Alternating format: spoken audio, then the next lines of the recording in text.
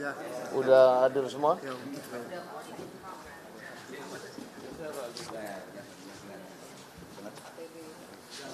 Nanti ini aja yang dibagi ke wartawan. Baik, selamat pagi. Assalamualaikum warahmatullahi wabarakatuh. Rekan-rekan media yang saya hormati, pada hari ini saya selaku yang mewakili pimpinan DPR bersama dengan para pimpinan Komisi 1 dan perwakilan dari pimpinan fraksi yang ada di DPR ingin menjelaskan kepada publik melalui rekan-rekan media tentang revisi Undang-Undang Tentara Nasional Republik Indonesia. Seperti kita tahu bahwa dalam beberapa waktu ini telah terjadi dinamika mengenai revisi Undang-Undang Tentara Nasional Republik Indonesia, dan kami cermati bahwa di publik, di media sosial itu beredar draft yang berbeda dengan yang dibahas di Komisi 1 DPR RI. Nah, untuk itu hari ini kami akan menjelaskan kepada publik melalui rekan-rekan media beberapa pasal yang sebenarnya yang pada saat ini sedang dibahas di Komisi 1 DPR RI. Yang pertama, ada 3 pasal. 3 pasal yang kemudian masuk dalam revisi Undang-Undang Tentara Nasional Republik Indonesia. 3 pasal itu terdiri dari pasal 3, yaitu mengenai kedudukan TNI. Jadi ini sifatnya internal, yaitu ayat 1 misalnya, dalam pengerahan dan penggunaan kekuatan militer, TNI berkedudukan di bawah Presiden. Itu tidak ada perubahan. Kemudian ayat 2-nya, kebijakan dan strategi pertahanan serta dukungan administrasi yang berkaitan dengan aspek perencanaan strategis TNI itu berada di dalam koordinasi Kementerian Pertahanan. Ini pasal dibuat supaya semua sinergis dan lebih rapi dalam administrasinya.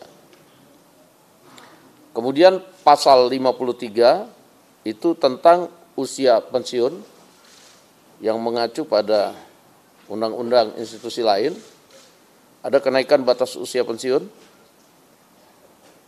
yaitu bervariatif antara 55 tahun sampai dengan 62 tahun. Dan ini perinciannya kita akan bagikan kepada teman-teman media sebentar lagi.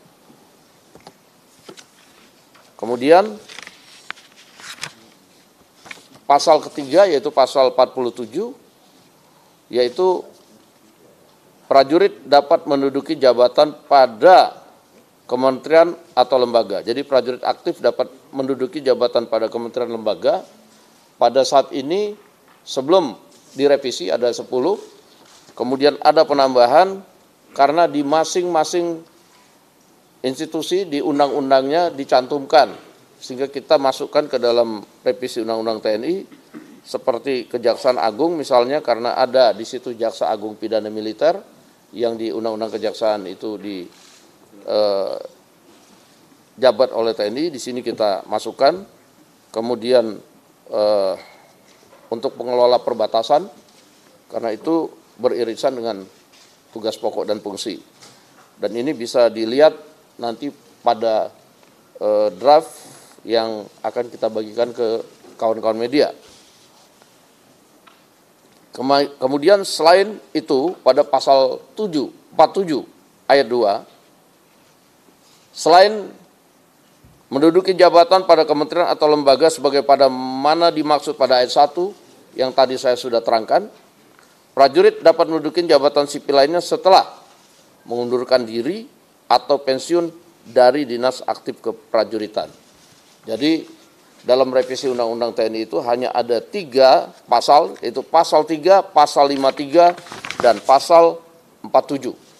Jadi nggak ada pasal-pasal lain yang kemudian di draft yang